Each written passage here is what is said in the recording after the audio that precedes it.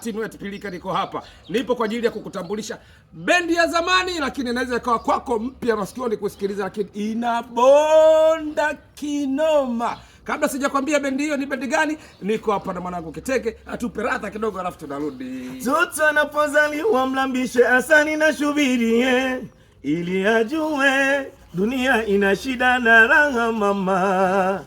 He mama, mfano mkubwa wa jirani yangu Nebo, yeye kalelewa na baba na mama, maisha ya asali tu.